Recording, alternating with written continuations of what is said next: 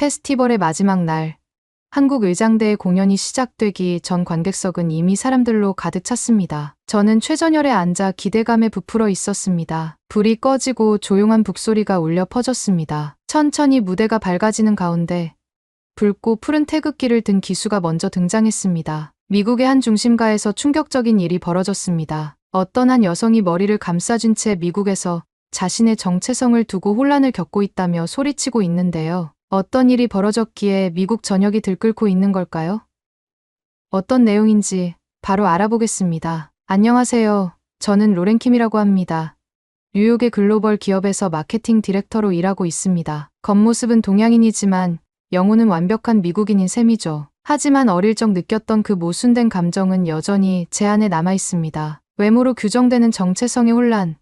그것은 마치 거울 속에 비친 내가 진짜 나가 아닌 것 같은 기분이에요. 최근 회사에서 이상한 점을 발견했습니다. 아시아계 직원들 중에서도 유독 한국인 동료들만 예외적인 대우를 받는다는 사실이었어요. 처음엔 단순한 우연이라 생각했습니다. 하지만 시간이 지날수록 그것은 분명한 패턴으로 드러났죠. 회의에서 그들의 의견은 더 진지하게 받아들여졌고 승진 속도도 다른 아시아계 직원들보다 빨랐습니다. 특히 윤재현 이사는 입사 3년 만에 최연소 임원이 되었어요. 동남아시아계 동료 리나가 회의 중 아이디어를 제안했을 때 아무도 귀를 기울이지 않았습니다. 그러나 같은 내용을 한국인 직원 민수가 말했을 때는 모두가 고개를 끄덕였죠. 이런 장면이 반복될수록 제 마음속 의문은 깊어졌어요. 같은 아시아인인데 왜 이렇게 다른 대우를 받는 걸까요? 특히 저는 한국계 미국인임에도 불구하고 그들과는 다른 취급을 받았습니다. 한국어를 거의 할 줄 모르고 한국 문화에 익숙하지 않다는 이유만으로요. 이런 미묘한 차별은 마치 어린 시절의 기억을 다시 불러일으키는 듯했어요.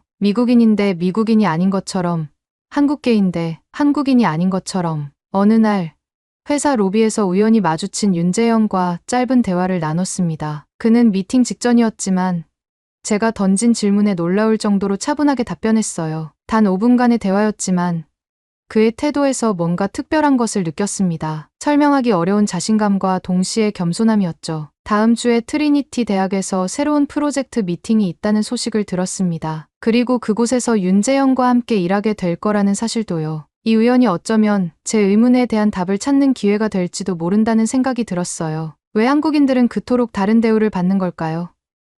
그들의 태도에는 어떤 비밀이 숨어 있는 걸까요? 저는 노트북을 열고 한국에 대해 검색하기 시작했습니다. 수많은 정보가 화면을 가득 메웠지만 제가 궁금해하는 질문에 대한 답은 찾을 수 없었어요. 이 의문은 인터넷 검색으로 해결될 문제가 아니라는 걸 직감적으로 알았습니다. 트리니티 대학에서의 미팅이 기다려졌어요. 그곳에서 뭔가 달라질 것 같은 예감이 들었습니다. 트리니티 대학에 도착한 날, 캠퍼스는 가을의 정취로 가득했습니다. 우리 팀은 인류학과 클락 교수와의 인터뷰를 위해 강의실로 향했어요. 교수는 미래 사회와 민족성에 관한 연구로 유명한 분이었죠. 카메라가 세팅되고 인터뷰가 시작되었습니다. 미래 글로벌 사회에서 가장 주목해야 할 민족성은 무엇이라고 생각하십니까? 라는 질문에 클락 교수의 대답은 충격적이었어요. 한국입니다. 순간 스튜디오가 조용해졌습니다. 모두가 미국이나 중국을 예상했을 텐데 한국이라는 단어는 마치 폭탄처럼 터졌죠. 저도 놀라움을 감출 수 없었어요. 왜 하필 한국인가요? 누군가가 물었습니다. 그들은 세계 역사상 유례없는 민족입니다. 무력이 거의 없었음에도 수백 년간 강대국 사이에서 정체성을 지켜냈죠. 특히 한국전쟁 이후의 재건 과정은 인류학적으로 경이로운 사례입니다. 클락 교수의 설명에 저는 귀를 기울였습니다. 한국전쟁 당시 생존자들의 기록과 영상이 스크린에 나타났어요. 폐허가 된 도시, 굶주림에 지친 사람들. 그럼에도 불구하고 서로를 돕는 모습들. 그 장면들을 보며 제 눈에는 어느새 눈물이 고였습니다. 이유를 설명할 수 없었지만 가슴 깊은 곳에서 무언가가 울렸어요. 한국인들은 위기 상황에서 놀라운 집단지성을 발휘합니다. IMF 외환위기 때 금 모으기 운동, 코로나19 대응, 그리고 수많은 역사적 순간마다 그들은 한 몸처럼 움직였어요. 교수의 말에 윤재현의 표정이 변하는 것을 발견했습니다. 그의 눈빛에는 자부심과 동시에 무거움이 깃들어 있었죠. 그제서야 깨달았어요. 이것은 단순한 민족적 특성이 아니라 살아있는 역사였던 겁니다. 인터뷰가 끝나고 교수는 한마디를 덧붙였습니다. 제가 한국을 연구하게 된 이유는 그들이 대단해서가 아닙니다. 두려워서예요. 그들의 집단 응집력과 회복 탄력성은 미래 사회에서 가장 강력한 경쟁력이 될 테니까요. 그 말이 제 귀에 박혔습니다. 두렵다는 표현이 왜 이렇게 인상적으로 들리는지 이해할 수 없었어요. 하지만 그 순간부터 한국에 대한 호기심이 단순한 의문을 넘어 깊은 탐구로 변했습니다. 호텔로 돌아오는 길, 저는 윤재현에게 물었어요. 교수님 말씀에 대해 어떻게 생각하세요? 윤재현은 잠시 침묵했다가 대답했습니다. 한국인으로서 복잡한 감정이 듭니다. 자랑스럽기도 하고 부담스럽기도 하고요. 부담스럽다니요? 그런 칭찬 뒤에는 항상 책임이 따르니까요. 우리 부모 세대가 겪은 고통이 오늘날 우리의 강점이 되었다는 사실이 가끔은 무겁게 느껴집니다. 그의 말에서 진정성이 느껴졌습니다. 이것은 단순한 자부심이 아닌 역사와 함께 호흡하는 사람의 목소리였어요. 그날 밤, 저는 인터넷에서 한국전쟁 다큐멘터리를 찾아 밤늦게까지 시청했습니다. 내 피 속에 흐르는 한국인의 역사를 처음으로 진지하게 마주하게 된 순간이었죠. 호텔 로비에서 아침 커피를 마시며 뉴스를 확인하고 있었습니다. 화면에는 어느 나라의 정치적 혼란에 대한 기사가 나오고 있었어요. 그때 옆자리에 앉은 윤재현이 불쑥 말을 건넸습니다. 저런 상황에서 우리나라였다면 국민들이 즉각 거리로 나왔을 겁니다. 그의 말에 고개를 끄덕이며 웃었지만 속으로는 의문이 들었어요. 왜 한국인들은 항상 자신들의 방식이 옳다고 확신할까? 하지만 이내 그 생각을 접었습니다. 지금은 이런 대화를 나눌 때가 아니었으니까요. 회사로 돌아온 후 저는 이전과는 다른 시선으로 사무실을 바라보기 시작했습니다. 클락 교수의 말이 계속 머릿속을 맴돌았어요. 그의 말대로라면 우리 회사 내 한국인 직원들의 예외적 대우는 단순한 우연이 아닐 수도 있었습니다. 점심시간, 카페테리아에서 리나와 마주쳤습니다. 동남아시아계인 리나는 5년 전부터 함께 일해온 동료였어요. 그녀와 음식을 고르며 대화를 나눴습니다. 리나, 혹시 회사에서 아시아계 직원들 사이의 대우 차이를 느낀 적 있어? 리나는 잠시 망설이다가 조용히 대답했어요. 있지. 특히 한국인 직원들은 뭔가 다르게 취급받는 것 같아. 단순히 실력 때문만은 아닌 것 같은데. 그녀의 말에 제 의심은 더욱 커졌습니다. 이어서 중국계 동료 웨이와도 비슷한 대화를 나눴어요. 그도 비슷한 의견이었습니다. 한국인들은 자기 주장이 강해. 하지만 이상하게도 그게 거만하게 느껴지지 않아. 그들은 항상 우리라는 말을 많이 써. 개인이 아닌 집단으로 생각하는 것 같아. 그날 오후 팀 미팅에서 예산 삭감에 관한 논의가 있었습니다. 대부분의 직원들이 불만을 토로하며 언성을 높였지만 한국인 직원 3명은 놀라울 정도로 침착했어요. 그들은 자신들의 의견을 분명히 전달했고 그 과정에서 상사와의 불필요한 마찰도 피했습니다. 우리가 생각하는 대안은 이렇습니다. 라며 시작한 민수의 제안은 결국 모두의 동의를 얻었어요. 어떻게 그들은 위기 상황에서도 이렇게 원칙을 지키면서도 유연할 수 있는 걸까요? 미팅이 끝나고 윤재현과 엘리베이터를 함께 탔습니다. 용기를 내어 질문했어요. 한국인들은 항상 이렇게 침착한가요? 위기 상황에서도요. 윤재현은 미소 지으며 대답했습니다. 침착하다기보다는 익숙하다고 해야 할까요? 우리는 위기를 많이 겪어왔으니까요. 그의 대답은 짧았지만 그 안에는 깊은 의미가 담겨 있었어요. 익숙함이라는 단어가 제 마음을 사로잡았습니다. 한국인들에게 위기는 낯선 상황이 아니라 익숙한 일상의 일부였던 걸까요? 다음 날 사무실에서 동료들과 점심을 먹다가 문득 깨달았습니다. 우리 회사의 한국인 직원들은 한 테이블에 모여 앉아 있었어요. 그들은 서로 음식을 나누며 웃고 있었죠. 그런데 특이한 점은 그 테이블에 다른 국적의 동료들도 자연스럽게 함께했다는 사실입니다. 그들은 배타적이지 않았어요. 오히려 포용적이었습니다. 그 순간 저는 클락 교수의 말을 다시 떠올렸어요. 그들의 집단 응집력. 이것은 단순한 민족 특성이 아니라 생존을 위한 전략이었던 건 아닐까요? 제 마음속에 새로운 질문이 생겨났습니다. 이 모든 것이 우연이 아니라면 그 근원은 무엇일까요? 사무실로 돌아온 후 한국인 동료들을 더 유심히 관찰하기 시작했습니다. 그들의 말투, 행동 방식, 의사결정 과정에 특별한 주의를 기울였어요. 그러면서 점차 작은 질문들이 생겨났습니다. 왜 그들은 항상 회의 전에 미리 와서 준비할까? 왜 그들은 어려운 업무를 자원해서 맡을까? 왜 그들은 서로를 돕는 일에 망설임이 없을까? 이런 질문들이 머릿속을 가득 채우던 어느 날, 점심시간에 우연히 들은 민수와 다른 한국인 동료의 대화가 제 귀에 들어왔습니다. 이번 프로젝트는 정말 중요해. 우리가 망치면 회사 전체 이미지가 실추될 수 있어. 그래. 우리가 책임감을 가져야지. 동양인 직원들 평가에도 영향을 미칠 테니까. 그 순간 깨달았습니다. 그들은 단순히 자신들의 성공만을 위해 일하는 것이 아니었어요. 그들의 행동은 한국인이라는 정체성, 나아가 아시아계 직원 전체의 평가에 영향을 미친다는 책임감에서 비롯된 것이었습니다. 호기심이 커져 퇴근 후 도서관에 들렀습니다. 한국의 역사, 문화, 사회 구조에 관한 책들을 찾아 읽기 시작했어요. 그 중에서도 특히 한국의 독립운동과 1980년대 민주화 운동 관련 자료가 제 시선을 사로잡았습니다. 책장을 넘기며 놀라운 사실들을 발견했어요. 일제강점기 때 독립운동가들이 해외에서도 끊임없이 독립을 위해 싸웠던 이야기.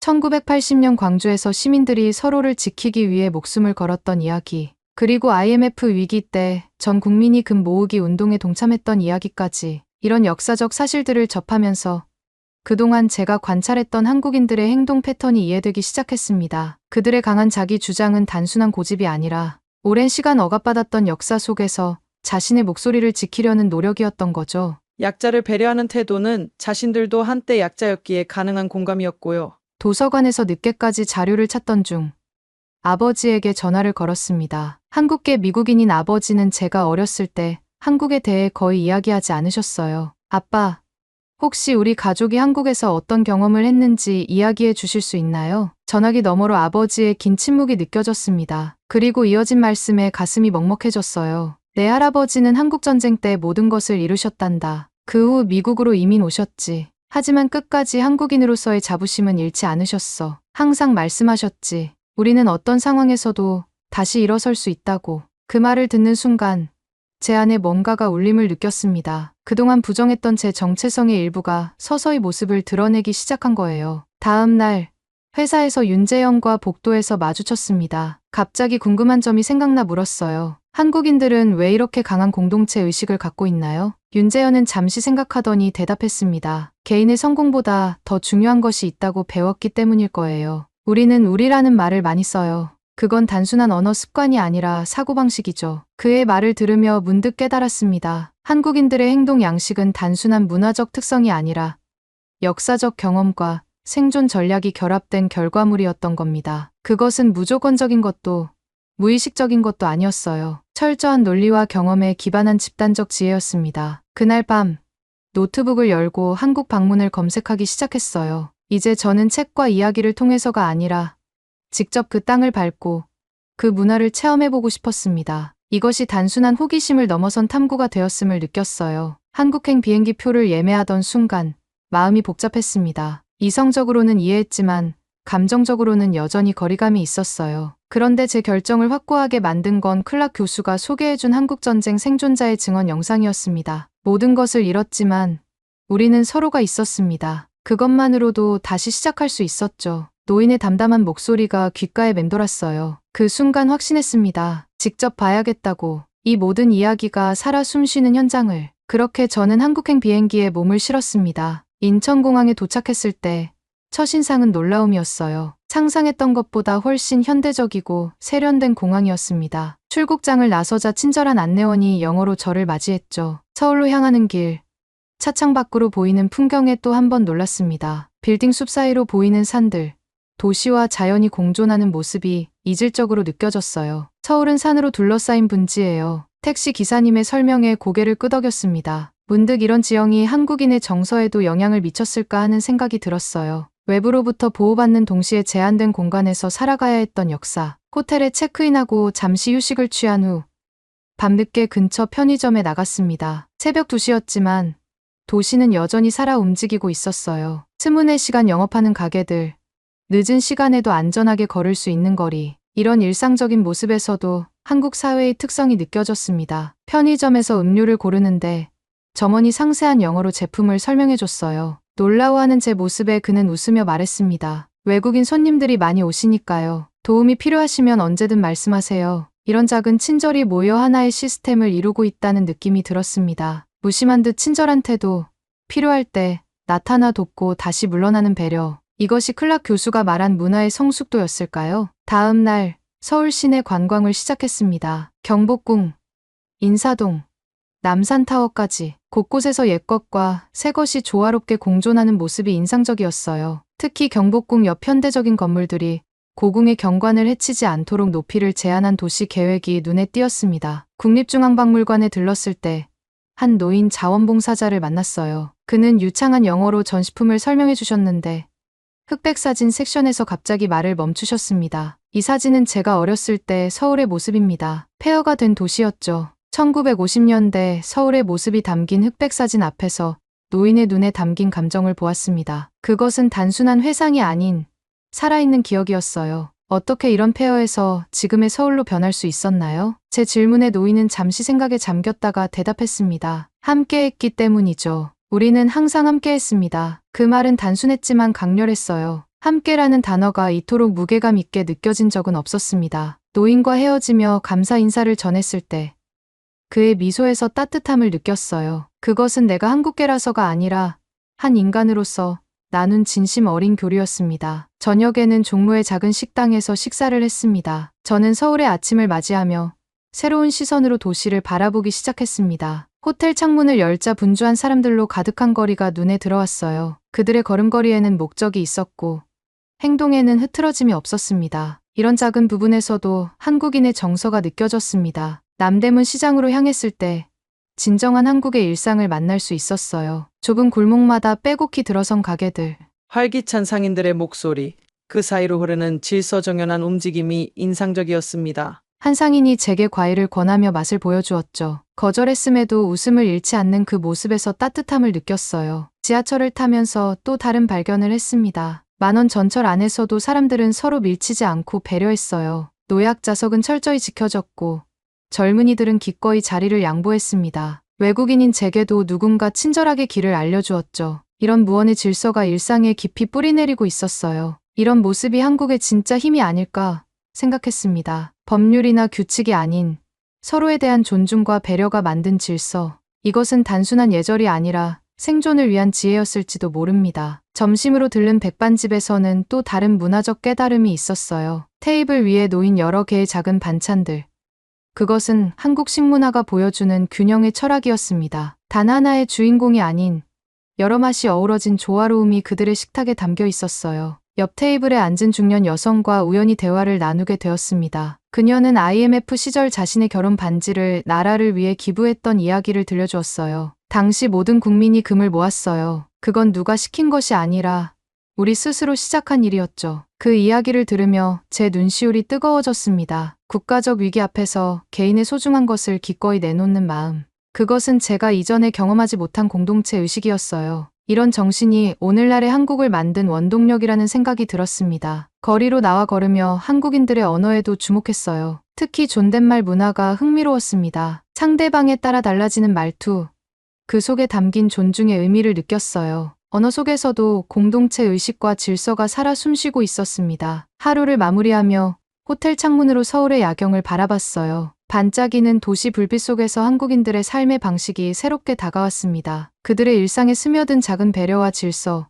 공동의 목표를 향한 끈질긴 의지가 이 도시를 빛내고 있었어요. 서울에서의 시간이 흐를수록 한국인들의 행동 패턴을 더 깊이 이해하게 되었습니다. 처음에는 그들이 단순히 자기중심적이라고 생각했어요. 하지만 면밀히 관찰할수록 그 행동의 본질은 전혀 다른 것임을 깨달았습니다. 명동의 복잡한 거리에서 한 장면을 목격했어요. 외국인 관광객이 길을 잃고 헤매고 있을 때 바쁜 출근길에도 불구하고 한 젊은이가 멈춰 서서 그들을 도와주었습니다. 단순한 길 안내가 아니라 목적지까지 직접 데려다주는 친절함이었죠. 이런 모습은 한국에서 자주 볼 수 있었어요. 역사박물관에서 만난 학예사와 대화를 나누며 한국의 역사에 대해 더 깊이 알게 되었습니다. 수백 년간 외세의 침략을 받았지만 단 한 번도 다른 나라를 침략한 적이 없는 민족. 무력보다는 지혜와 인내로 버텨온 역사가 오늘날 한국인의 정신을 형성했다는 사실이 놀라웠어요. 한국인들은 역사적으로 항상 우리라는 개념으로 살아왔습니다. 그것은 생존 전략이었어요. 학예사의 말이 제 마음에 깊이 새겨졌습니다. 지하철에서, 식당에서, 거리에서 볼 수 있는 질서와 배려는 단순한 예절이 아니라 역사적 경험에서 비롯된 생존 본능이었던 거예요. 천안함 사건 추모관을 방문했을 때 한국인들의 애국심을 직접 느낄 수 있었습니다. 추모객들의 진지한 표정과 깊은 묵념 속에서 국가적 아픔을 함께 나누는 모습을 보았어요. 이런 경험들이 하나의 공동체로서 한국인들을 더욱 강하게 만들어왔다는 생각이 들었습니다. 그와 인사동에서 만났습니다. 한국에서의 재현은 뉴욕에서와는 조금 달랐어요. 더 편안하고 자연스러운 모습이었습니다. 카페에 앉아 이야기를 나누던 중 옆 테이블에서 노인이 음료를 쏟는 사고가 있었어요. 재현은 즉시 일어나 도와주었습니다. 그의 행동에는 망설임이 없었죠. 그것은 당연한 일을 하는 사람의 모습이었습니다. 왜 그렇게 자연스럽게 도와줬어요? 제 질문에 재현은 잠시 생각하더니 대답했어요. 특별한 이유는 없어요. 그게 옳은 일이니까요. 그 순간 깨달았습니다. 한국인들의 행동은 의식적인 선택이 아니라 내면화된 가치관에서 비롯된 것이었어요. 그들의 자기 중심 감정은 개인의 성공이나 이익이 아닌 공동체와의 관계 속에서 형성되어 왔습니다. 말이 아닌 행동으로 보여주는 가치관. 그것이 제가 찾던 답이었습니다. 호텔로 돌아오는 길, 서울의 밤거리를 걸으며 생각했어요. 한국인들이 세계 무대에서 인정받는 이유는 단순한 실력이나 능력 때문만은 아닙니다. 그것은 깊은 역사적 경험에서 비롯된 집단 지성과 회복력, 그리고 타인과의 관계 속에서 자신을 정의하는 정체성 때문이었습니다. 열흘간의 한국 여행을 마치고 뉴욕으로 돌아왔습니다. 공항에 내리는 순간 익숙한 도시의 풍경이 눈에 들어왔어요. 하지만 제 시선은 이전과 달라져 있었습니다. 한국에서 가져온 것은 기념품이 아닌 새로운 관점이었습니다. 사무실로 복귀한 첫날, 아침 회의에서 흥미로운 상황을 경험했어요. 중국계 동료 웨이가 프레젠테이션 중 상사에게 무례한 질문을 받았습니다. 예전 같았다면 분노했을 상황이었죠. 하지만 이제 저는 그 상사의 질문 속에 담긴 불안감을 읽을 수 있었어요. 단순한 무례함이 아니라 자신의 지위를 지키려는 방어적 태도였습니다. 점심시간, 한국인 동료들과 식사를 하게 되었어요. 그들이 음식을 나누고 서로를 배려하는 모습을 새롭게 바라보게 되었습니다. 제가 물을 엎질렀을 때 민수가 아무 말 없이 냅킨을 건네는 작은 배려가 눈에 띄었어요. 예전에는 당연하게 여겼을 행동이 이제는 깊은 문화적 맥락으로 다가왔습니다. 한국 여행은 어땠어요?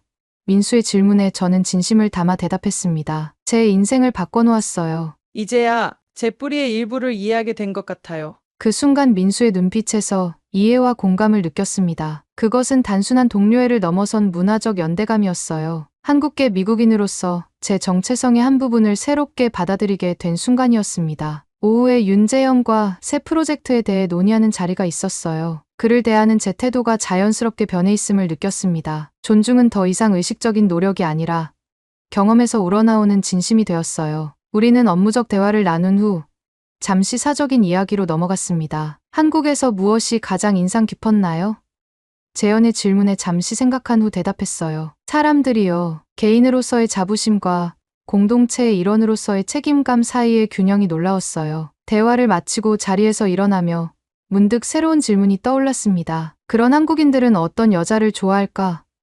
이 생각에 미소가 지어졌어요. 이전과는 다른 설렘, 문화적 이해를 바탕으로 한 호기심이었습니다. 집으로 돌아가는 지하철에서 창밖을 바라보며 지난 여정을 되돌아봤어요. 의심에서 시작된 질문이 깊은 이해와 존중으로 변화한 과정. 이제 저는 제 안의 한국인 정체성을 부정하지 않고 오히려 그것을 자랑스럽게 여기게 되었습니다. 그것은 단순한 혈통이 아니라 수천 년의 역사와 지혜가 담긴 유산이었으니까요. 뉴욕의 밤하늘을 바라보며 생각했습니다. 진정한 존중은 머리로 이해하는 것이 아니라 가슴으로 경험하는 것이라고. 한국에서의 시간은 제게 그 소중한 경험을 선물해 주었습니다. 이제 저는 두 문화 사이에서 다리가 되어 그 가치를 나눌 준비가 되어 있었어요. 구독과 좋아요 부탁드리며 그러면 더욱 감동적인 다음 사연으로 넘어가겠습니다. 대한민국 서울 북한산에서 한 외국인 여성이 등산을 하고 있는데요. 한 걸음씩 올라가면서 투덜거립니다. 한국 산은 왜 이렇게 복잡해서 이상한 나이 많은 사람들만 많고 이게 한국의 명산이라고 그러다가 갑자기 발을 삐끗해서 넘어지게 되는데 지나가는 사람들은 모른 채 합니다. 외국인 여성이 한국을 심하게 이야기한 걸 모두가 알아들어서인 걸까요? 오늘의 사연은 독일인 여성 테일리 씨의 사연입니다. 안녕하세요. 독일 직장인 테일리입니다. 독일에서 고대 중국의 이야기와 쿵푸 팬더의 애니메이션에 매료된 어린 시절. 저는 항상 동양의 신비로운 매력을 갈망했습니다. 어린 시절의 이러한 동경은 수년에 걸쳐 키워졌고 그중 가장 대국인 중국을 방문하기로 결심하면서 절정에 달했습니다. 북적이는 시장을 거닐고 이국적인 음식을 맛보고 10년의 역사가 깃든 문화에 흠뻑 빠져드는 상상을 했습니다. 그렇게 저는 베이징 서우두 공항에 착륙을 하면서부터 저희 사고가 조금씩 바뀌기 시작했으니 베이징 서우두 공항에 첫 발을 내딛는 순간부터 저는 문화적 충격의 물결에 휩싸였습니다. 언어 장벽은 넘을 수 없는 요새 같았습니다. 도착하자마자 입국 심사가 이루어졌는데 매우 철저하게 하더군요. 유럽이나 다른 나라에 갔을 때는 이런 적이 없었는데 말이죠. 직업까지 물어보는 건 당연한 절차니 그러려니 하겠는데 남자친구까지 있냐고 물어보는데 정말 어이가 없었습니다. 그래서 저는 계속 의사소통을 시도했지만 잘 되지 않았습니다. 그렇게 우여곡절 끝에 입국 심사를 마치고 베이징 시내로 가려고 하는데 표지판들이 너무 복잡한 것이었습니다. 공항 직원들에게 물어봐도 무표정한 눈빛이나 무시하는 제스처가 돌아왔습니다. 붐비는 거리를 돌아다니면서 저는 이방인처럼 고립되고 주변 사회와 단절된 느낌을 받았습니다. 한 번도 경험해보지 못한 외로움이었죠. 영화에서 보던 선명한 색채와 활기찬 거리는 현실의 회색 빛에 가려져 있었습니다. 공기는 오염으로 가득 차 있었고 이 고대의 땅을 괴롭히는 환경 문제를 극명하게 상기시켜 주었습니다. 저는 고국의 맑고 탁 트인 하늘을 그리워했습니다. 중국의 풍부한 문화의 매력과 신비로움은 도시에 짙게 드리워진 스모그에 저는 곧 냉혹한 차별의 현실을 마주했습니다. 숙소를 찾으려는 시도에서 여러 호텔에서 거절당했습니다. 이유는 모호했지만 외국인을 환영하지 않는다는 메시지는 분명했습니다. 거부감은 삼키기 힘든 쓴 약이었습니다. 제가 항상 동양 문화권에서 느꼈던 따뜻한 환대와 너무도 대조적이었기 때문입니다. 전 세계를 평등하게 만들어준다고 생각했던 인터넷은 이곳에서는 새 장에 갇힌 새와 같았습니다. 정보에 대한 접근이 제한되어 있었고 전 세계와 단절된 느낌을 받았습니다. 고향에서 당연하게 여겼던 디지털 자유는 중국에서는 먼 꿈이었습니다. 정보에 대한 손쉬운 접근과 그것이 가져다주는 연결감이 그리웠습니다. 제 기억에 남아있는 한 가지 사건은 한 현지인 남성과의 불안한 만남입니다. 알아듣지는 못했지만 그의 말에는 조롱과 경멸의 어조가 담겨 있었습니다. 중국에서 외국인 여성으로 살아간다는 것은 어려움과 두려움을 동반한다는 것을 깨달았습니다. 저는 매우 불편한 방식으로 취약하고 노출되어 있다고 느꼈습니다. 인프라는 현대적이지만 그 이면에 숨어있는 사회적 문제를 가릴 수는 없었습니다. 북적거리는 지하철과 우뚝 솟은 고층 빌딩은 중국의 암울한 삶의 현실을 감추는 외관이었습니다. 거리는 활기가 넘치지만 불평등과 고난의 현장이기도 했습니다. 저는 여행 책자나 영화에서 보여주지 않았던 중국의 빈곤과 절망을 목격했습니다. 고대 사원의 매력과 만리장성의 웅장함은 제가 느낀 만연한 소외감으로 인해 가려졌습니다. 대중교통을 이용하거나 음식을 주문하는 등 매일 새로운 도전이 이어졌습니다. 간단한 일도 엄청난 노력이 필요했고 저는 지치고 낙담했습니다. 그렇게 계속 중국 여행을 했는데 도시에서 도시로 이동할수록 문화적 장벽은 점점 더 높아지고 뚫을 수 없을 것만 같았어요. 어려움을 예상했지만 현실은 제가 예상했던 것보다 훨씬 더 벅찼습니다. 중국의 역사적인 중심지인 베이징에서 저는 고대 건축물의 웅장함과 현재의 극명한 현대성 사이의 단절에 충격을 받았습니다. 중국 건축의 경이로움인 자금성은 스카이라인을 지배하는 차갑고 비인격적인 고층 빌딩과 극명한 대조를 이뤘습니다. 이병치는 기대와 현실이 끊임없이 충돌하는 중국에서의 제 경험을 상징했습니다. 현지인들과 더 많이 교류할수록 문화적 격차는 더욱 분명해졌습니다. 대화를 시도하면 종종 혼란이나 무관심에 부딪혔습니다. 언어 장벽은 끊임없는 장애물이었고 기본적인 의사소통조차 답답하게 만들었습니다. 저는 간단한 대화나 친근한 미소, 따뜻한 손길이라도 간절히 바랐지만 이런 만남은 거의 없었습니다. 기본적인 영어를 해도 잘 못 알아듣더라고요. 나이가 많은 사람들이야 모른다고 쳐도 젊은 사람들이 잘 못 알아듣는 거 보니 정말 기가 찼습니다. 지금 생각해보니 알면서 일부러 대답을 안 해줄 것 같기도 하고요. 상하이의 혼잡한 거리는 또 다른 도전 과제였습니다. 이방인이라는 압도적인 느낌의 도시의 활기가 가려졌습니다. 처음에는 신나게 느껴졌지만 곧 소외감을 느끼게 했습니다. 사람들에게 둘러싸여 있었지만 이렇게 외로웠던 적은 없었죠. 빠르게 돌아가는 도시의 삶은 제가 원했던 개인적인 관계를 맺을 여지를 주지 않았죠. 중국에서의 숙박 경험은 특히 실망스러웠습니다. 호텔과 호스텔에서 외국인이라는 이유 외에는 아무런 설명도 없이 거절당하는 일이 반복되었습니다. 그나마 저를 받아준 곳도 기본적인 편의시설과 청결도가 떨어지는 수준 이하의 숙소가 많았습니다. 한 번은 낡은 호스텔에 머물던 중 부적절한 말과 몸짓을 하는 현지 남성과 불안한 만남을 가졌습니다. 이 사건으로 인해 저는 안전하지 않고 취약하다는 느낌을 받았고 중국에 대한 인식이 더욱 나빠졌습니다. 음식도 다양하고 맛있긴 했지만 쉽지 않았습니다. 중국어에 대한 지식이 부족했기 때문에 식사를 주문하는 것은 우연의 연속이었습니다. 제 입맛에 맞지 않거나 너무 맵거나 이국적인 음식이 나오는 등 제 입맛과는 거리가 먼 음식을 주문하는 경우가 많았죠. 요리에 대한 모험을 즐기는 것은 좋았지만 식사에 대한 불확실성이 계속되면서 전반적인 불안감이 커졌습니다. 중국에서의 시간이 끝나갈 무렵 저는 아쉬운 마음으로 제 경험을 되돌아보았습니다. 제가 그토록 탐험을 기대했던 중국의 풍부한 역사와 문화는 매일 직면하는 어려움에 가려져 있었습니다. 언어 장벽부터 이방인이라는 느낌까지 여행은 제가 기대했던 풍요로운 문화적 몰입과는 거리가 멀었습니다. 무거운 마음으로 저는 저를 매료시키기도 하고 좌절시키기도 했던 중국을 뒤로하고 짐을 쌌습니다. 한국행 비행기에 몸을 싣는 순간 안도감과 불안감이 교차하는 것을 어쩔 수 없었습니다. 한국에서의 경험이 또 다른 실망의 연속이 될까요? 아니면 제가 그토록 간절히 원했던 모험과 연결고리를 제공할까요? 비행기가 한국에 착륙하자 조심스럽게 희망이 느껴졌습니다. 중국 여행에 대한 실망감이 제 마음을 무겁게 짓누르고 있었지만 아시아의 다른 지역에서 새롭게 시작하기로 결심했습니다. 한국이 여행과 문화 탐험에 대한 제 믿음을 회복시켜 줄 완전히 다른 경험을 선사할 줄은 꿈에도 몰랐습니다. 인천국제공항에 들어서자마자 저는 극명한 대조를 경험했습니다. 모든 것이 매우 체계적이고 효율적이었습니다. 영어를 포함한 다양한 언어로 안내판이 설치되어 있어 길을 찾는 것이 매우 쉬웠습니다. 중국에서 느꼈던 소외감이 환영과 포용의 느낌으로 바뀌면서 안도의 물결이 저를 덮치는 것을 느꼈습니다. 입국 심사도 재빠르게 이루어졌습니다. 모든 게 자동화되어 있었기 때문에 중국에서처럼 사람을 볼 필요도 없었고요. 모든 게 빠르게 진행됐습니다. 현지인들과의 첫 만남은 여행 내내 분위기를 좌우했습니다. 편의점에서 저는 심카드를 사려고 화폐를 더듬더듬 만지작거렸습니다. 제 어려움을 눈치챈 점원은 거래를 도와주었을 뿐만 아니라 서울로 가는 다양한 교통편에 대해 설명해 주었습니다. 그의 영어 실력은 완벽하지는 않았지만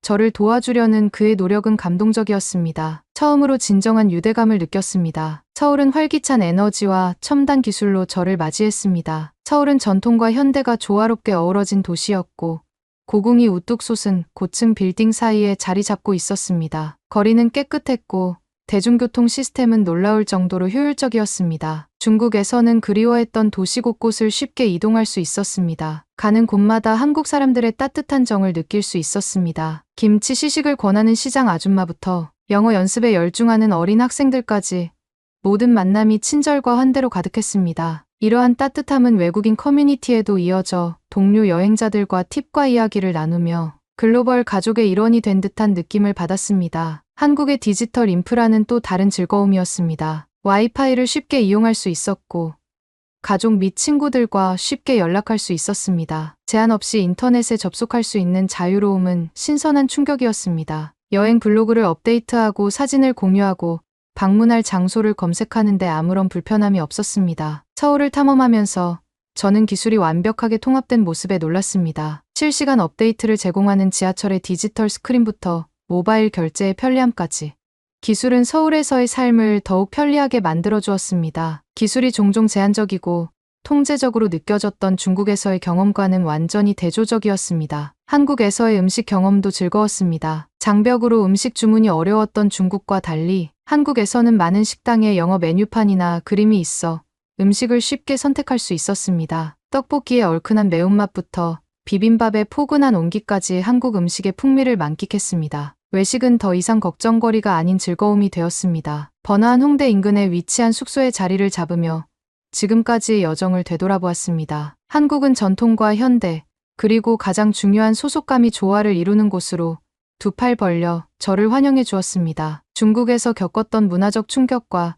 도전은 한국에서의 경이로움과 설렘으로 대체되었습니다. 이 아름다운 나라가 제공하는 것들을 더 많이 탐험하고 싶었습니다. 다음 모험은 한국의 장엄한 산으로 향했고 그곳에서 한국 풍경의 아름다움뿐만 아니라 한국 사람들의 친절과 공동체, 정신의 깊이를 발견하게 될 줄은 꿈에도 몰랐습니다. 전통과 현대가 활기차게 어우러진 분주한 도시 서울은 중국에서의 경험과는 다른 신선한 변화였습니다. 거리를 돌아다니면서 저는 역사와 기술이 완벽하게 조화를 이루고 있다는 사실에 계속 놀랐습니다. 경복궁과 같은 고궁은 한국의 유구한 역사를 증명하듯 웅장하게 서 있었고 주변 도시는 현대 생활의 맥박으로 활기차게 돌아가고 있었습니다. 서울의 가장 인상적인 모습 중 하나는 바로 사람들입니다. 사람들의 따뜻함과 예의는 모든 상호작용에서 분명하게 드러났습니다. 물어볼 때나 새로운 음식을 맛볼 때나 친절과 인내심을 느낄 수 있었습니다. 종종 이방인처럼 느껴졌던 중국에서의 생활과는 완전히 대조적이었습니다. 서울에서는 방문객으로서 환영받고 소중하게 대접받는다는 느낌을 받았습니다. 서울의 인프라는 인상적이었습니다. 대중교통 시스템은 효율적일 뿐만 아니라 사용자 친화적이었습니다. 지하철을 타면 여러 언어로 된 안내판과 안내 방송 덕분에 혼란 없이 도시 곳곳을 돌아다닐 수 있었습니다. 이동이 쉬워진 덕분에 전통 공예품과 찻집으로 유명한 인사동과 세계 각국의 문화가 어우러진 이태원 같은 동네를 방문하며 서울을 더 깊이 있게 탐험할 수 있었습니다. 서울의 음식은 여행의 또 다른 하이라이트였습니다. 호떡을 파는 길거리 포장마차부터 고급 한식을 제공하는 고급 레스토랑까지 그 종류는 놀라울 정도로 다양했습니다. 저는 새로운 음식들을 열심히 먹어보면서 맛의 향연이 펼쳐지는 것을 느꼈습니다. 입맛에 맞는 음식을 찾는데 어려움을 겪었던 중국에서의 요리 경험과는 사뭇 달랐습니다. 서울에서의 쇼핑은 그 자체로 모험이었습니다. 명동의 트렌디한 부티크부터 강남의 명품 매장까지 서울의 패션은 역동적이고 다양했습니다. 또한 광채 피부를 약속하는 다양한 제품을 판매하는 매장에서 스킨케어의 매력도 발견했습니다. 언어 장벽과 거대한 시장 규모 때문에 쇼핑이 부담스러웠던 중국과는 확연한 차이를 느낄 수 있었습니다. 서울에서 가장 기억에 남는 경험 중 하나는 전통 한옥 마을을 방문한 것이었습니다. 아름답게 보존된 한옥들이 늘어선 좁은 골목길을 걷다 보니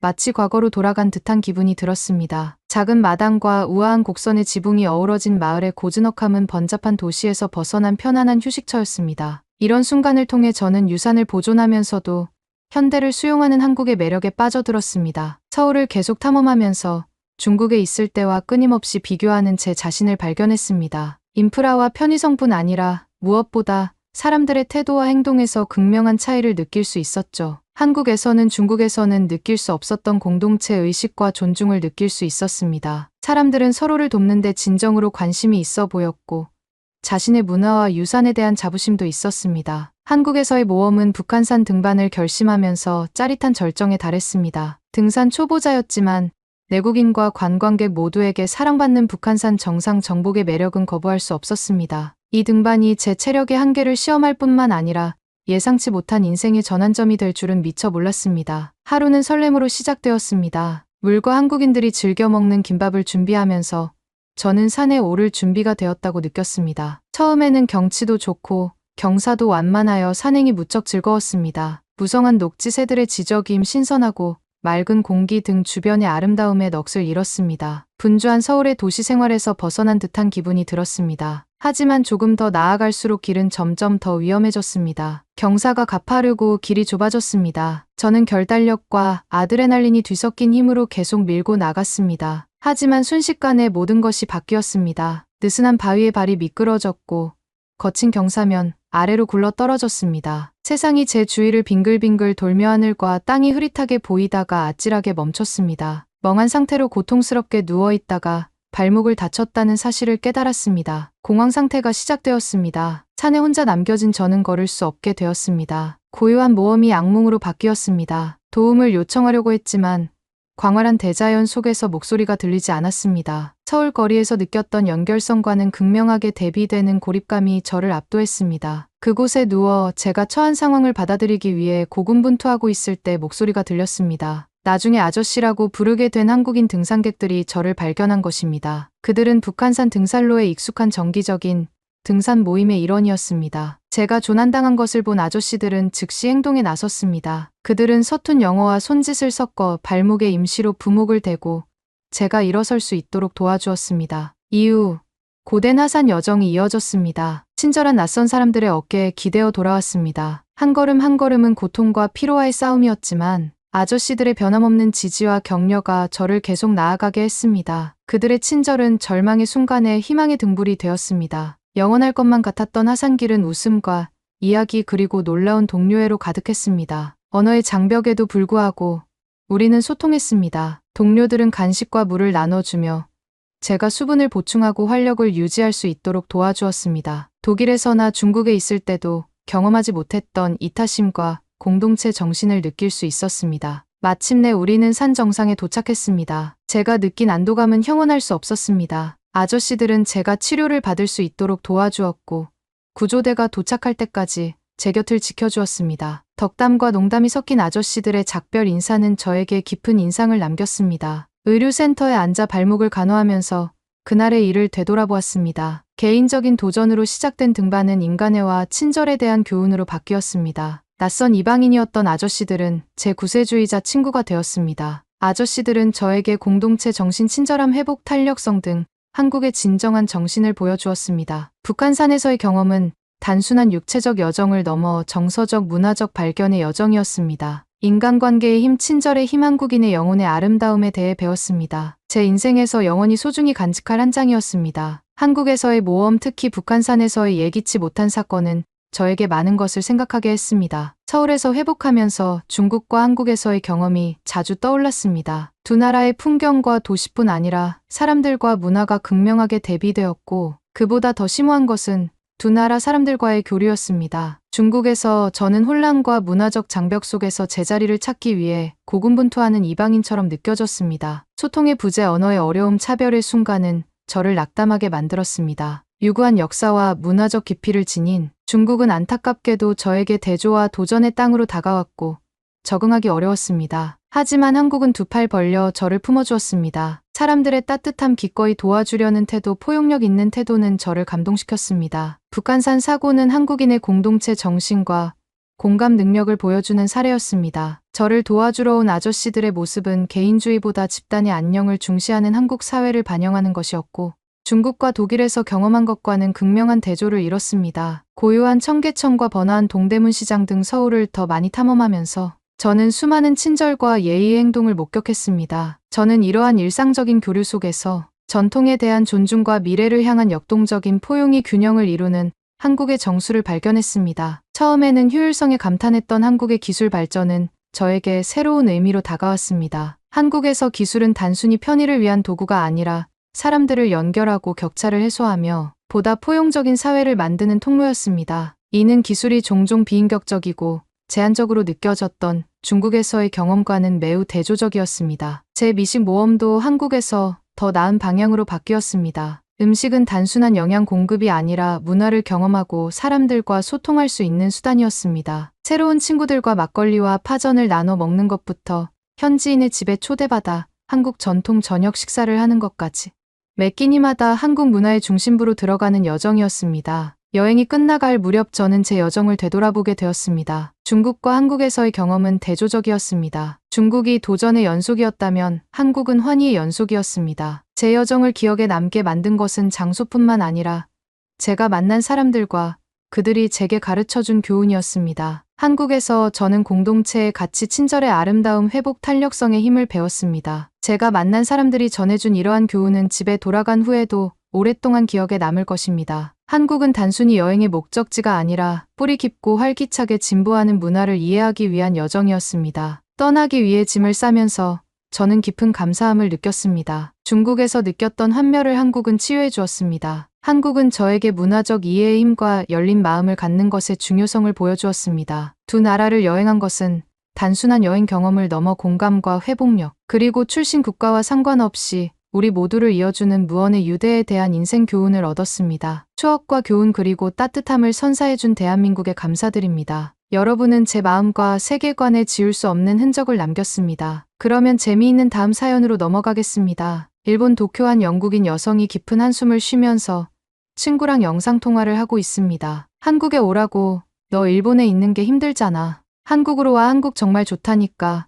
한국에 갈 바에는 LA로 돌아갈 거야. 그런 듯도 보도 못한 나라의 외가. 오늘의 사연은 일본에 사는 영국인 에밀리 씨의 사연입니다. 안녕하세요. 영국인 에밀리입니다. 도쿄에서 비행기에서 내리자마자 제 가슴은 설렘으로 뛰었습니다. 어릴 적 꿈에 그리던 땅이 바로 여기였어요. 네온사인, 번화한 거리, 최첨단 기술의 가능성 등 모든 것이 초현실적으로 보였습니다. 저는 전통 문화와 현대적 발전이 조화를 이루는 일본을 항상 동경해왔습니다. 마치 사무라이와 로봇이 만나는 미래의 세계로 들어온 것 같았죠. 일본 기술 기업에서 일하는 것은 제 꿈이 실현된 것이었습니다. 저는 이 첨단 기술의 천국에서 번창하며 세상을 바꿀 혁신에 기여하는 제 모습을 상상했습니다. 하지만 하루가 몇 주가 몇 달이 지나면서 도쿄의 반짝임이 사라지기 시작했습니다. 일본 생활의 현실은 제가 상상했던 꿈과는 거리가 멀었습니다. 가장 먼저 눈에 들어온 것은 생활비였습니다. 도쿄는 물가가 매우 비쌌습니다. 서류상으로는 넉넉해 보였던 제 월급은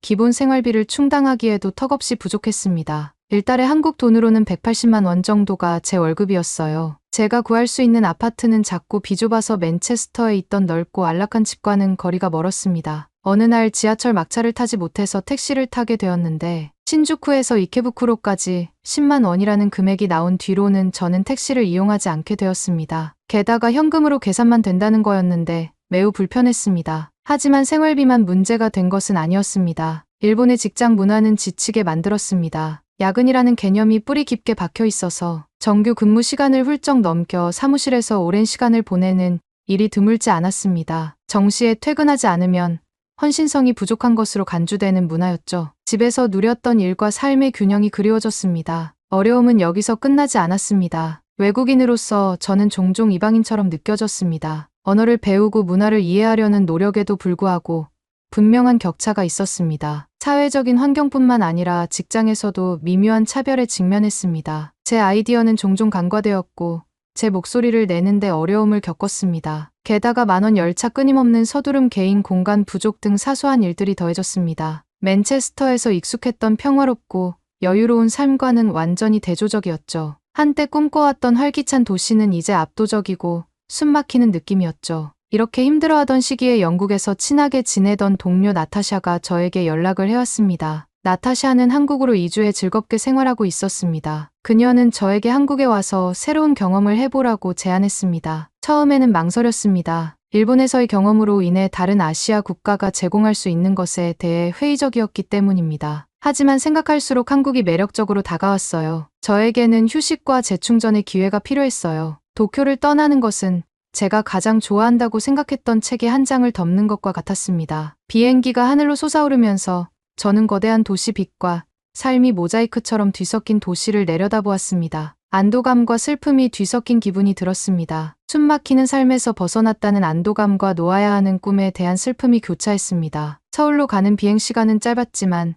사색할 수 있는 충분한 시간이었습니다. 만약 한국이 일본의 또 다른 버전이었다면 똑같은 어려움과 소속감을 느끼지 못한다면 어떨까? 비행기가 서울에 착륙하자마자 이런 생각들이 머릿속을 맴돌았습니다. 하지만 인천공항에 들어서자마자 다른 분위기가 느껴졌습니다. 현대적이고 효율적이며 놀라울 정도로 환영하는 분위기였죠. 제 친구 나타샤가 따뜻한 미소로 저를 기다리고 있었죠.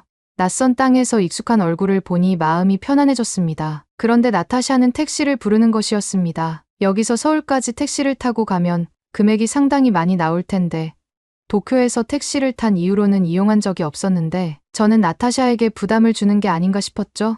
그런데 택시를 부르겠다고 했는데 나가서 택시를 잡는 게 아닌 거예요. 핸드폰 어플로 택시를 부르는데 예상 시간 예상 금액까지 나오더라고요. 금액은 꽤 먼 거리였는데 3만 원 정도가 나왔습니다. 일본이라면 공항에서 도쿄 시내까지 15만 원이 넘게 나오는데 한국은 너무 저렴했습니다. 그동안 한국을 무시한 제가 부끄러워졌습니다. 괜히 한국이 강국이 아니라는 걸 깨달았어요. 택시를 타고 서울로 향하는 길에 저는 바로 대조적인 풍경에 놀랐습니다. 도로는 넓고 도시는 깨끗했으며 모든 것이 질서정연해 보였습니다. 나타샤는 한국 생활에 대해 신나게 수다를 떨었고 그녀의 말에는 오랫동안 느끼지 못했던 만족감이 가득했습니다. 서울에서의 첫 며칠은 새로운 경험의 연속이었습니다. 일상생활에 자연스럽게 녹아든 첨단 기술에 놀랐습니다. 대중교통 시스템은 효율적이고 시간도 잘 지키며 놀라울 정도로 저렴했습니다. 서울 자전거 공유 시스템은 혼잡하고 혼란스러운 도쿄의 거리와는 거리가 먼 최첨단 시스템이었습니다. 하지만 저를 감동시킨 것은 기술뿐만 아니라 사람들이었습니다. 제가 만난 한국인들은 서로를 존중하고 정숙했습니다. 예의와 질서가 잘 지켜지고 있어서 신선한 충격을 받았습니다. 음식 역시 놀라웠습니다. 항상 한식을 즐겨 먹었지만 한식의 본고장에서 경험한 한식은 전혀 다른 느낌이었어요. 맛은 더 풍부하고 종류는 놀라웠으며 매 끼니가 미식의 모험이었습니다. 그중 가장 맛있는 음식은 육회였는데 너무 맛있었습니다. 육회를 맛본 뒤로는 매달 한 번은 광장시장에 가서 육회에 소주 한 잔을 먹는 게 저의 낙이 되었습니다. 하루가 몇 주가 지나자 서울이 고향처럼 느껴지기 시작했습니다. 나타샤는 저에게 동료들을 소개해줬고 저는 한국의 직장 문화를 엿볼 수 있었습니다. 일본보다 더 자유롭고 효율성과 창의성을 중시하는 문화였습니다. 일과 삶의 균형이 존중되고 사람들은 자신의 일에 진정으로 만족하는 것 같았습니다. 저는 체류 기간을 연장하고 이곳에서 일자리를 구할 수도 있겠다는 생각이 들기 시작했습니다. 한국 기술의 진정한 잠재력을 본 것은 현지 기술 스타트업을 방문했을 때였습니다. 그곳에 전시된 혁신과 창의성은 제가 일본에서 보았던 것과 동등하거나 그 이상이었어요. 제가 만난 사람들은 단순히 시간을 채우기보다는 변화를 만들고자 하는 열망으로 자신의 일에 열정을 쏟고 있었습니다. 서울을 여행할수록 저는 서울과 서울 사람들을 더욱 사랑하게 되었습니다. 활기찬 거리 생활, 고즈넉한 공원, 풍부한 문화유산 등 서울은 전통과 현대가 완벽하게 어우러진 도시였습니다. 저는 남산 등반, 유서 깊은 경복궁 탐방, 한국어 수업 등 상상도 못했던 일들을 하고 있는 제 자신을 발견했습니다. 첫 방문이 끝나갈 무렵 저는 결정해야 할 일이 있다는 것을 깨달았습니다. 맨체스터로 돌아가는 것은 더 이상 저와 맞지 않는 삶으로 돌아가는 것 같았습니다. 서울은 저에게 새로운 가능성, 새로운 생활과 일의 방식에 눈을 뜨게 해주었습니다. 일본에서의 생활에서 벗어나 휴식을 취하기 위해 한국에 왔지만 저는 더 많은 것을 발견했습니다. 저는 도약을 결심했습니다. 서울을 새로운 삶의 터전으로 삼기로 결심하고 서울의 일자리를 지원하기 시작했습니다. 주변에서 볼 수 있는 에너지와 혁신의 일부가 되고 싶었습니다. 전문가로서 뿐만 아니라 한 인간으로서도 성장하고 싶었습니다. 그래서 입사 지원서를 보내면서 설렘과 희망을 느꼈습니다. 서울은 단순한 도시가 아니라 새로운 시작을 약속하는 곳, 저를 재발견하고 꿈을 펼칠 수 있는 곳이었죠. 익숙한 곳과의 작별이 아니라 새로운 지평에 대한 포옹이었습니다. 서울에서 새로운 삶을 시작하자 도시는 다채로운 색채와 생동감 넘치는 곳이 제 앞에 펼쳐졌습니다. 매일 새로운 발견과 모험이 이어졌습니다. 번화한 거리, 고즈넉한 사찰, 네온사인이 빛나는 밤 등 서울은 대조의 도시였고 저는 그곳에 매료되었습니다. 가장 먼저 할 일은 숙소를 찾는 것이었습니다. 비좁은 아파트가 상자처럼 느껴졌던 도쿄와 달리 서울의 숙소는 놀라울 정도로 넓고 저렴했습니다. 저는 트렌디한 상점과 활기찬 밤 문화로 유명한 활기찬 지역인 신촌에서 자리 잡았습니다. 도쿄의 비좁은 숙소와는 또 다른 세계였고 저는 새 집의 넓은 공간과 편안함을 만끽했습니다. 서울을 탐험하는 것은 짜릿한 경험이었습니다. 도시의 에너지는 전염성이 있었어요. 도심 한가운데 우뚝 서 있는 유서 깊은 경복궁부터 스카이라인을 가득 채운 세련된 고층 빌딩까지 전통과 현대가 어우러진 모습에 매료되었습니다. 그림 같은 공원과 산책로가 있는 한강은 저에게 휴식과 사색의 공간이자 피난처가 되었습니다. 서울의 음식은 정말 환상적이었어요. 매콤한 떡볶이를 파는 포장마차부터 훌륭한 한식 바비큐를 제공하는 고급 레스토랑까지 매 끼니가 즐거웠습니다. 김치의 즐거움, 김이 모락모락 나는 비빔밥 한 그릇의 편안함, 순두부찌개 같은 새로운 요리를 시도하는 짜릿함을 발견했습니다. 맛은 대담했고 재료는 신선했으며 경험은 언제나 기억에 남았습니다. 하지만 서울을 진정으로 특별하게 만든 것은 사람들이었습니다. 제가 만난 사람들은 따뜻하고 친절했습니다. 인사동의 구불구불한 거리에서 길을 잃었을 때 친절한 할머니 한 분이 길을 안내해 주셨을 뿐만 아니라 목적지까지 데려다 주셨던 기억이 납니다. 그런 친절은 흔한 일이었고 일본에서는 느끼지 못했던 방식으로 환영받는다는 느낌을 받았습니다. 한국 문화에 빠져들면서 한국어를 배우기 시작했습니다. 한국어는 어려웠지만 저는 결심했습니다. 수업을 듣고 현지인들과 함께 연습하고 천천히 의사소통을 시작했어요. 한국어로 음식을 주문하거나 길을 물어볼 수 있게 되었을 때는 뿌듯한 순간이었습니다. 작은 성공이 하나하나 쌓여갈 때마다 현지에 더 가깝게 느껴졌습니다. 구직은 또 다른 모험이었습니다. 한국 취업시장은 역동적이었고 번성하는 기술 분야는 흥미진진하면서도 두려운 곳이었습니다. 저는 취업 박람회에 참석하고 인맥을 쌓으며 다양한 포지션에 지원했습니다. 반응은 고무적이었습니다. 외국인 신분이 장애물이었던 일본과 달리 이곳에서는 오히려 자산으로 여겨지는 경우가 많았죠. 저는 다른 관점을 가지고 있었고 그 점을 높이 평가해 주었죠. 마침내 유망한 기술 스타트업에 취직할 수 있었습니다. 직장 문화는 신선한 충격이었어요. 혁신과 협업을 강조하고 제 아이디어를 환영하고 인정해 주었죠. 업무는 힘들었지만 보람도 있었고 오랜만에 직업적으로 성취감을 느꼈습니다. 여가 시간에는 도시의 풍부한 문화를 탐험했습니다. 북적이는 명동시장, 예술이 넘치는 홍대거리, 고즈넉한 아름다움의 북촌 한옥마을을 방문했습니다. 선율과 역사가 어우러진 매혹적인 한국 전통 음악 공연에도 참석했습니다. 서울은 축제의 도시이기도 했습니다. 저는 수천 개의 등불이 밤하늘을 밝히는 활기찬 서울 등축제를 경험했습니다. 색채, 음악, 춤 등 모든 것이 매혹적인 삶과 문화의 축제였습니다. 몇 달이 지나자 서울은 더 이상 제가 살고 있는 도시가 아니라 집처럼 느껴졌습니다. 다른 아시아 국가로 이주하는 것에 대해 처음 느꼈던 불안감은 사라졌습니다. 서울은 두 팔 벌려 저를 환영했고 저는 진심으로 서울을 받아들였습니다. 서울에서 저는 새로운 삶의 터전 그 이상을 발견했습니다. 제 영혼과 공명하는 도시, 도전과 성취감을 주는 직업, 저를 받아들이고 지지해주는 커뮤니티를 발견했습니다. 제가 찾은 것은 변화였습니다. 서울은 저에게 새로운 보금자리를 마련해 줬을 뿐만 아니라 삶에 대한 새로운 관점을 제시해 줬습니다. 미래를 바라보면서 저는 설렘과 기대감으로 가득 찼습니다. 서울은 이미 저에게 많은 것을 주었고 아직 발견해야 할 것이 훨씬 더 많다는 것을 알았습니다. 이 활기찬 도시에서의 여정, 성장과 발견, 기쁨의 여정은 이제 시작에 불과했습니다. 활기찬 한국 기술 스타트업의 세계에 발을 들여놓는 것은 새로운 우주로 들어가는 것과 같았습니다. 에너지와 아이디어 그리고 전염성 있는 할 수 있다는 정신이 넘쳐나는 곳이었죠. 이곳에서 저는 단순히 직장에서 일하는 것이 아니라 미래를 만들어가는 열정을 가진 팀의 일원이 되었다는 것을 깨달았습니다. 서울의 스타트업 환경은 도쿄에서 일했던 이전 직장과는 완전히 대조적이었습니다. 이곳에서는 창의성과 혁신이 단순히 장려되는 것이 아니라 회사의 생명줄과도 같았습니다. 제 동료들은 저마다 독특한 관점과 기술을 가진 다양한 인재들로 구성되어 있었습니다. 이렇게 역동적인 팀의 일원이 된 것은 정말 짜릿한 일이었습니다. 우리가 맡은 프로젝트는 종종 최첨단 기술을 다루는 야심찬 프로젝트였죠. 저는 최신 인공지능과 머신러닝을 활용하여 새로운 소프트웨어 솔루션을 개발하는 일을 하게 되었습니다. 작업 속도는 빨랐고 업무는 까다로웠지만 제게는 즐거운 도전이었습니다. 우리가 하는 일에 목적 의식이 있었고 중요한 일의 일부라는 느낌이 들었기 때문입니다. 가장 눈에 띄는 차이점 중 하나는 일과 삶의 균형에 대한 접근 방식이었습니다. 일본에서는 장시간 근무와 과로 문화가 저를 지치게 만들었습니다. 하지만 여기서는 개인 시간을 건강하게 존중하는 분위기가 있었어요. 물론 열심히 일하긴 했지만 창의성과 생산성을 위해서는 휴식이 필수적이라는 인식도 있었죠. 이러한 균형 덕분에 저는 그 어느 때보다 더 생산적이고 의욕적으로 일할 수 있었습니다. 팀원들은 저를 지지해 주었고 자신의 지식과 경험을 기꺼이 공유해주는 멘토들을 만날 수 있었습니다. 멘토들은 비즈니스 에티켓을 이해하는 것부터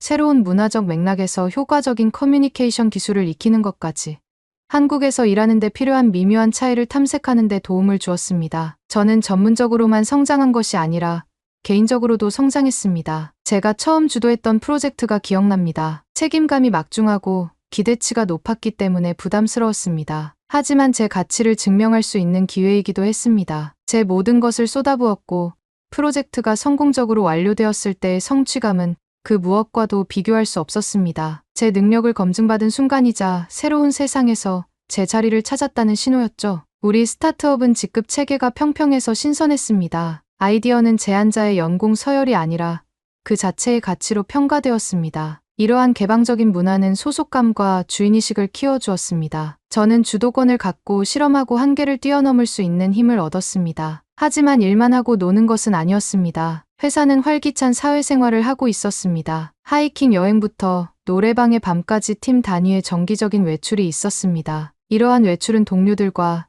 유대감을 형성하고 동료 이상의 존재로 인식할 수 있는 기회였습니다. 이는 강력한 팀 정신을 형성하는 데 도움이 되었고 이는 업무에도 반영되었습니다. 몇 달이 지나면서 저는 회사의 비전에 점점 더 투자하는 제 자신을 발견했습니다. 저는 단순한 직원이 아니라 공동의 꿈의 일부였습니다. 프로젝트가 실현되는 것을 보고 우리가 하는 일이 영향을 미친다는 것을 알았을 때 느끼는 만족감은 매우 컸습니다. 이 새로운 일의 세계에서 저는 단순한 직업 이상의 것을 찾았습니다. 저는 제 잠재력을 발휘할 수 있는 곳, 도전과 지원 가치를 인정받는 곳을 찾았습니다. 그곳은 일이 단순히 목적을 위한 수단이 아니라 성장과 발견의 여정이 되는 곳이었죠. 서울 생활에 정착하면서 저는 한국 문화를 더 깊이 공부하기 시작했습니다. 처음으로 깊이 있는 문화 체험을 한 것은 한국 전통 음악 콘서트에 참석한 것이었습니다. 가야금과 같은 전통 악기의 교향곡과 판소리에 잊혀지지 않는 아름다움을 통해 이야기를 엮어내는 매혹적인 선율이었죠. 역사와 예술이 어우러진 매혹적인 공연이었고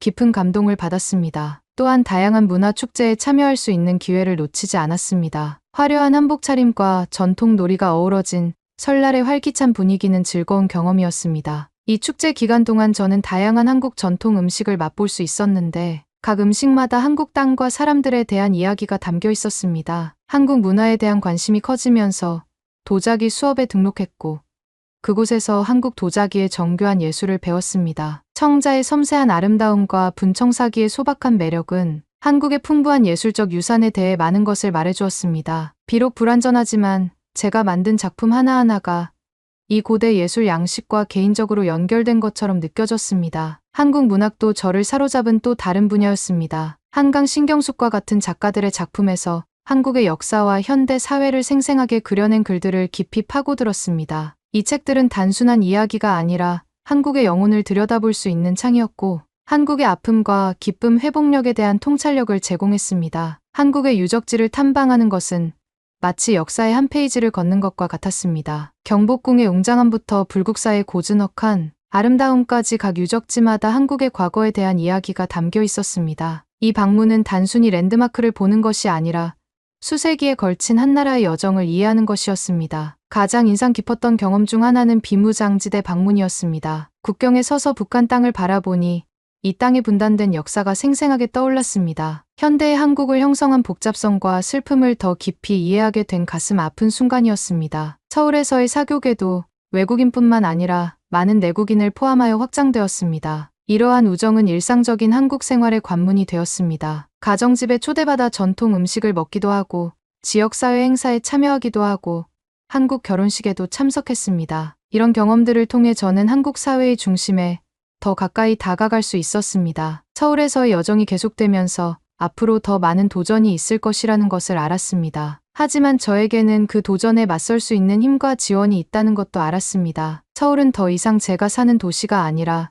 사랑과 우정, 목적, 의식을 발견한 곳이자 제 고향이었습니다. 여정을 돌아보니 한국행을 결정한 것이 제 인생에서 가장 잘한 결정 중 하나였음을 깨달았습니다. 단순히 거주지를 옮긴 것이 아니라 자아를 발견하고 변화하는 여정이었으니까요. 한국은 저에게 새로운 삶과 새로운 집 그리고 새로운 이야기를 선사했습니다. 그래서 저는 그곳에 서서 서울을 바라보며 깊은 감사함을 느꼈습니다. 내가 경험한 것들, 내가 만난 사람들, 내가 겪은 성장에 대한 감사, 전통과 현대가 조화를 이루고 활기찬 문화와 따뜻한 마음을 가진 사람들이 있는 이 도시가 저를 품어주었습니다. 그리고 저는 온 마음을 다해 도시를 받아들였습니다. 이것은 제 여정의 끝이 아니라 새로운 장의 시작이었습니다. 가능성과 모험 그리고 지속적인 성장으로 가득 찬 새로운 챕터. 서울은 제 여정의 중간 기착지가 아니라 목적지이자 진정한 제 자신을 발견한 곳, 진정한 고향이었습니다.